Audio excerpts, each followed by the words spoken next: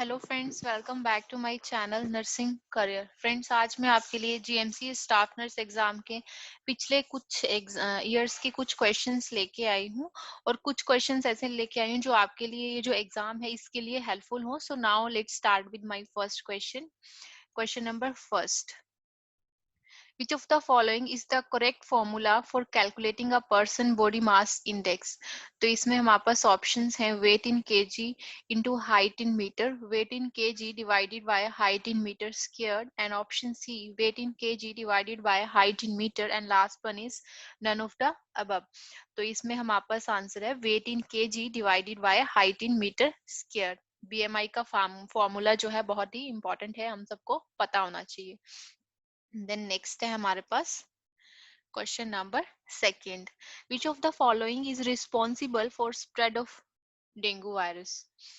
Dengue जो है हमें कौन सा मॉस्किटो से होता है? तो वो होता है हमें एडिस मॉस्किटो के बाइट करने से। देन नेक्स्ट है हमारे पास question number third, what is birth rate? तो बर्थ रेट का जो है सही आंसर है वो है हमारा life birth upon 1000 midyear population, उसको हम बर्थ रेट बोलते हैं। देन नेक्स्ट है हमारे पास question number fourth, which of the following nerve in human body may get injured during intramuscular injection in the deltoid muscle? जब भी हम आईएम दे रहे हैं डेल्टोइड मसल से तो कौन सा बॉडी का पार्ट है जो जल्दी इंजर्ड होगा? तो इसमें हमारे पास ऑप्शंस हैं popliteal, ulnar, median and axillary. तो इसमें हमारे पास आंसर आएगा एक्सिलरी जो एरिया है वो अफेक्टेड हो सकता है, इंजर्ड हो सकता है, क्योंकि वो नियर बाय का एरिया भी है। देन नेक्स्ट है हमारा question number fifth, in palpating the client's abdomen which of the following is the best position for client to assume? जब भी हम पेशेंट का एब्डोमेन पाल्पेट करेंगे तो बेस्ट पोजीशन कौन सी होती है? तो वो होती है हमारे पास सुपाइन पोजीशन बेस्ट होती है। देन नेक्स्ट है हमारे पास question number sixth, a nurse is assessing a client newly diagnosed with stage 1 Hodgkin lymphoma. Which area of the body would the most likely find involved? तो इसमें हमारे पास option है back, chest, groin and neck. तो answer है इसमें हमारे पास नेक का जो एरिया है उसमें जो है एरिया जो है हमारा मोस्टली इन्वॉल्व होगा, क्योंकि जो हॉजकिन लिम्फोमा होता है उसमें हमारे लिम्फ नोड्स जो है मेनली इन्वॉल्व होते हैं। तो नेक में जो है हमारा मेनली जो एरिया है वो इन्वॉल्व रहेगा। देन नेक्स्ट है हमारा question number seventh, what is the teaching through deductive method? तो इसमें जो है हमें पता होना चाहिए वो होता है from general to specific. General to मतलब जैसे हम कोई भी चीज फॉर एग्जांपल टीच करवाते हैं तो हम पहले आसान चीज करवाते हैं फिर थोड़ा टफ की तरफ जाते हैं। जनरल से हम आसान आसान चीजों से हम स्पेसिफिक कुछ पर्टिकुलर एंड पॉइंट पे हम कुछ पर्टिकुलर चीजों के बारे में बताते हैं। तो डिडक्टिव मेथड में जो है हम जो यूज करते हैं वो करते हैं हम general to specific. Then next है हमारे पास question number 8, self monitoring for blood glucose for diabetes patient is on what level of prevention? जो हम डायबिटीज पेशेंट होते हैं उनके लिए हम कौन सा लेवल ऑफ प्रिवेंशन करेंगे अगर वो सेल्फ मॉनिटरिंग अपनी करेंगे? तो इसमें हमारे पास ऑप्शंस हैं primary prevention, secondary prevention, tertiary prevention and none of these. तो इसमें हमारे पास आंसर है सेकेंडरी प्रिवेंशन। जो सेकेंडरी प्रिवेंशन होती है उसमें क्या होता है, सबसे पहले मैं आपको बता देती हूँ प्राइमरी में हम इन्वॉल्व करते हैं इम्यूनाइजेशन को, पेशेंट को एजुकेशन उनको हेल्थ एजुकेशन देना, ये सारे आते हैं आपके प्राइमरी में प्रिवेंशन में। सेकेंडरी में आता था अर्ली डिटेक्शन एंड ट्रीटमेंट, और टर्शरी में आपका आता है रिहैबिलिटेशन एंड रिकवरी। तो अब पेशेंट क्या है अपनी सेल्फ मॉनिटरिंग कर रहा है डायबिटीज से प्रिवेंट होने के लिए, तो वो किस में आएगा आपका सेकेंडरी प्रिवेंशन में। देन नेक्स्ट है हमारा question number 9, as a precautionary measure you will perform the following test before taking a sample of ABG arterial blood gas analysis। तो ये हम जो है इससे पहले हम कौन सा टेस्ट करते हैं? तो इसमें हमारे पास ऑप्शन है Homan test, Allen test, Adson test और ट्रेंडनबर्ग टेस्ट। तो इसमें हमारे पास आंसर है एलन टेस्ट जो है हम परफॉर्म करते हैं एबीजी से पहले। देन नेक्स्ट है हमारा question number 10, The device that can deliver oxygen at a concentration of 90. तो जो ये क्वेश्चन है ये बहुत इंपॉर्टेंट है, ये जीएमसीएच लास्ट ईयर एग्जाम्स में भी आ रखा है और एम्स में भी आई थिंक ये क्वेश्चन आ रखा है। तो इसमें वापस ऑप्शंस हैं venturi mask, partial rebreathing mask, non rebreathing mask और नेजल कैनुला। तो इसमें वापस आंसर है नॉन रीब्रीदिंग मास्क। अगर आपसे पूछा जाए कि कौन सा ऐसा डिवाइस है जो ऑक्सीजन को डिलीवर करता है 90% तक, तो सबसे ज्यादा जो है इस मास्क के थ्रू होती है वो कौन सा होता है, नॉन रीब्रीदिंग मास्क से। देन नेक्स्ट है हमारा question number 11th। The tubes and catheters are disinfected with. Tubes और कैथेटर्स जो होते हैं उनको हम डिसइंफेक्ट करते हैं किस चीज के साथ करते हैं, ग्लूटरल्डिहाइड के साथ, 1% हाइपोक्लोराइड के साथ, फॉर्मलिन के साथ, कोर्सोलेक्स के साथ। तो इसमें हमारे पास आंसर है ग्लूटरल्डिहाइड के साथ क्या है, हम ट्यूब्स और कैथेटर्स को डिसइंफेक्ट करते हैं। देन हमारे पास नेक्स्ट है हमारा question number 12th। Constant presence of a disease or infection within a given geographical area, तो उसको हम क्या बोलते हैं, उसको हम बोलते हैं एंडेमिक। प्रेजेंस होती है जो डिजीज की वो पर्टिकुलर एक गिवन ज्योग्राफिकल एरिया में हो रही है, उसको हम बोलते हैं एंडेमिक। और आपने पेंडेमिक, तो अभी जो कोरोना है हमारा पेंडेमिक हो रखा है। पेंडेमिक होता है जो एक साथ ही बहुत सारी कंट्रीज में स्प्रेड हो जाए, जैसे कोरोना भी जो कोरोना वायरस है ये भी क्या है, पेंडेमिक जो है बताया गया है। देन नेक्स्ट है हमारा question number 13th। A fire breaks out in your ward, the first action you take। अगर बोला है आपके वार्ड में आग लग जाती है तो क्या आपका फर्स्ट एक्शन होगा, तो इसमें हमारे पास ऑप्शंस हैं call 101 fire brigade, option B shut off the oxygen supply, and option C to use the fire with fire extinguisher, and last one is evacuate the patient from the ward. तो सबसे पहले हम patient की life को save करेंगे तो हम क्या करेंगे, इसमें टिक लगाएंगे evacuate the patient from the ward. जो जब भी ऐसी कोई सिचुएशन होती है तो हम इसमें RACE इसके बेसिस पे है हम पेशेंट को जो है प्रायोरिटाइज करते हैं। Question number 14th। In general anaesthesia the stage of excitement and dream is. तो इसमें हमारे पास stage 1, stage 2, stage 3 and stage 4। तो इसमें हमारे पास आंसर है स्टेज 2 में जो है स्टेज ऑफ एक्साइटमेंट और ड्रीम्स जो है जनरल एनेस्थीसिया में देखने को मिलते हैं। देन नेक्स्ट है हमारे पास question number 15th। In the post-operative exercises of humming is used primarily to help the patient। किस लिए हेल्पफुल होता है, to loosen the chest secretions को आफ्टर सर्जरी जो है बोला है हमिंग करते हैं, उसका मेन जो है पर्पस होता है loosen the chest secretions। Question number 16th। An example of open drainage system used in surgical wound। जो ओपन ड्रेनेज सिस्टम होता है वो होता है हमारा पेनरोस ड्रेन। इससे क्या है, इस केस में क्या है, इस केस में ज्यादा रिस्क ऑफ इन्फेक्शन होता है क्योंकि ड्रेनेज सिस्टम इसमें ओपन होता है सर्जिकल वुंड में। और आपसे पूछा जाए example of close drainage system तो वो होता है हमारा Jackson Pratt drain.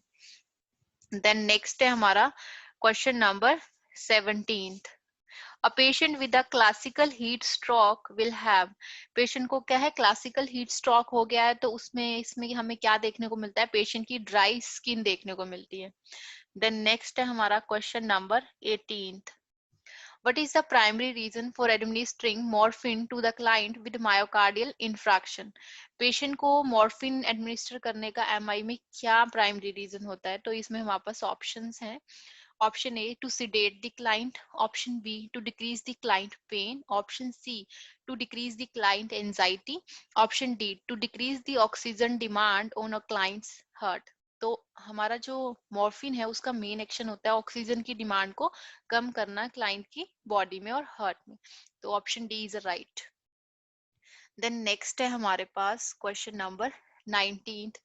Which drug of TB cause optic neuritis.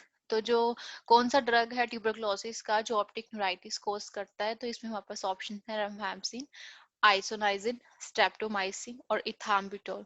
तो इसमें हमारे पास आंसर है जो इथाम्बुटोल ड्रग है वो क्या करता है, हमारी विजुअल एक्यूटी को डिक्रीज करता है अगर हम ट्यूबरक्लोसिस की जो है मेडिसिन जो है ले रहे हैं। और रिफैम्सिन का आपको पता है रेड और ऑरेंज कलर यूरिन जो है इस ड्रग का साइड इफेक्ट है। और स्ट्रेप्टोमाइसिन से भी आपको पता है कि एड्स क्रेनियल नर्व डैमेज होने का रिस्क होता है। देन नेक्स्ट है हमारे पास question number 20, why are all milk teeths are erupted। तो ये आपको ऑप्शंस में है 1.52, 2.52, 3। तो अब आपको पता है 2 इयर्स इसका आंसर है। वैसे अगर आपसे पूछा जाए कब से स्टार्ट होते हैं तो 6 मंथ से 2 ईयर तक आपके टीथ जो है कंप्लीटली जो है रप्ट हो जाते हैं। Question number 21, in this stage of labor the cervix passes from full dilatation of the to the delivery of fetus। तो वो कौन सी स्टेज में होता है, तो वो होता है हमारा सेकंड स्टेज में। फर्स्ट स्टेज में आपको पता है कि स्टेज जो है फुल डायलेटेशन होती है उस स्टेज में। सेकंड में आपको बताया गया है सर्विक्स में डिलीवरी होती है, हमारे जो बेबी है उसकी डिलीवरी होती है। और थर्ड में आपको पता है थर्ड स्टेज में क्या जो प्लेसेंटा है उसकी डिलीवरी होती है। और फोर्थ में क्या हम रिकवरी होता है, इसमें हम पेशेंट को ऑब्जर्वेशन के अंडर रखते हैं। तो हमने जो क्वेश्चन पूछा गया है कि in this stage the labor of cervix by full dilatation to the delivery of fetus की डिलीवरी जो है सेकंड स्टेज में होती है। एंड देन नेक्स्ट है हमारे पास question number 22, the lochia originates from. तो इसमें हमारे पास ऑप्शन है uterus, cervix, vagina and all of the above. जो ये क्वेश्चन है बहुत ट्रिकी है। अब इसमें बच्चे ऑप्शंस लगाएंगे, इसमें ऑप्शन को टिक करेंगे all of the above, but हमें जो है इस क्वेश्चन को अच्छे से समझना। इसमें आंसर आएगा यूट्रस। यूट्रस से जो है हमारा क्या है जो सिक्रीशंस है या मेंस्ट्रुअल साइकिल है वो हमारा किससे रिलेटेड है, यूट्रस से। सर्विक्स वजाइना से इसमें आंसर नहीं आएगा। देन नेक्स्ट है हमारा Question number 23rd. Which hormone help to maintain the blood glucose level during the period of stress? तो इसमें हमारे पास है catecholamine, growth hormone, ADH and Latin. तो जो कौन सा हार्मोन है, कैटाकोलामाइन जो हार्मोन है जो मेंटेन करता है हमारा ब्लड ग्लूकोज लेवल को during the period of stress. Then next है हमारा question number 24, which of the following arteries primarily supply the blood to the anterior wall of heart। जो हमारा हार्ट है उसको कौन सी एंटीरियर वॉल ऑफ हार्ट को जो है आर्टरीज जो है ब्लड सप्लाई करती हैं। तो इसमें हमारे पास ऑप्शंस हैं circumflex artery, internal memory artery, left anterior descending artery and last one is a right coronary artery. तो इसमें हमारे पास आंसर है लेफ्ट एंटीरियर डिसेंडिंग आर्टरी जो है हमारी एंटीरियर वॉल जो है हार्ट की उसको सप्लाई करती है। देन नेक्स्ट है हमारा question number 25th, the intermittent bubbling in a water seal drainage system indicate the normal functioning of system, air leakage, leaking, blocking in tube and all of these। तो इसमें हमारे पास अगर intermittent bubbling हो रही है it means the normal functioning of system।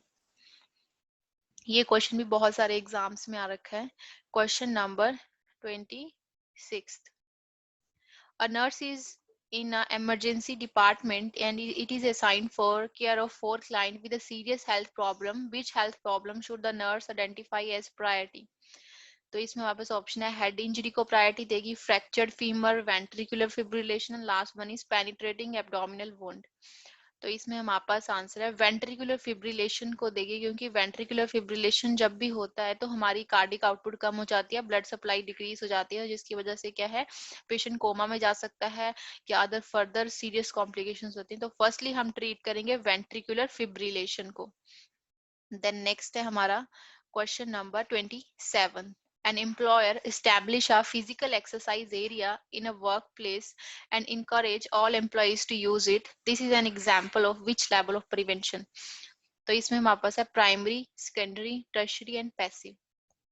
तो ये आता है हमारे प्राइमरी प्रिवेंशन में, क्योंकि क्या बोल रहा है जो एम्प्लॉयर है वो फिजिकल एक्सरसाइज जो है वर्क एरिया में जो है एम्प्लॉयज के लिए लेके आए, तो वो क्या है प्राइमरी प्रिवेंशन के अंदर आ रहा है, क्योंकि वो हेल्थ एजुकेशन दे रहा है, एक तरह से उनको क्या एजुकेट कर रहा है कि आपको वर्क प्लेस के एरिया में फिजिकल एक्सरसाइजेस भी करनी चाहिए, तो वो प्राइमरी प्रिवेंशन में आएगा। देन नेक्स्ट है हमारा question number 28, the recommended volume of administration to deltoid. जब भी हम डेल्टोइड मसल में जो है एडमिनिस्टर करते हैं ड्रग, तो कितना अमाउंट करते हैं, तो इसमें हमारे पास ऑप्शंस हैं 0.5 to 1.0 ml, up to 1 ml, up to 3 ml and last one is 2 ml। तो हमारे पास इसमें आंसर है अप टू 1 ml तक हम इंट्रामस्कुलर में डेल्टोइड में करते हैं। बाकी अदर जैसे वेंट्रोग्लूटियल साइट होगी, डोर्सोग्लूटियल होगी, वेस्टिस लेटरालिस होगी, उनमें हम अप टू 3 ml तक एडमिनिस्टर कर सकते हैं। देन नेक्स्ट है हमारा question number 29, the Clarks rule is use for. आपने बहुत सारे क्वेश्चन एग्जाम्स में देखा होगा क्लार्क्स रूल किसके लिए यूज करते हैं, तो वो हम करते हैं estimation of the paediatric dose of the drug. अगर हमें बच्चों की ड्रग जो डोज है वो कैलकुलेट करनी है, तो उन केसेस में हम क्लार्क्स जो रूल है वो यूज करते हैं। देन नेक्स्ट है हमारा question number 30, the severe generalised oedema is called as myxoedema, pitting oedema, नासार का एंड डिपेंडेंट एडिमा। तो इसमें हमारे पास आंसर है नासार का, जो है सीवियर जनरलाइज्ड एडिमा जिसको हम बोलते हैं। Thank you guys, I hope आपको मेरी वीडियो अच्छी लगी हो। अगर अच्छी लगी है तो लाइक, शेयर एंड कमेंट।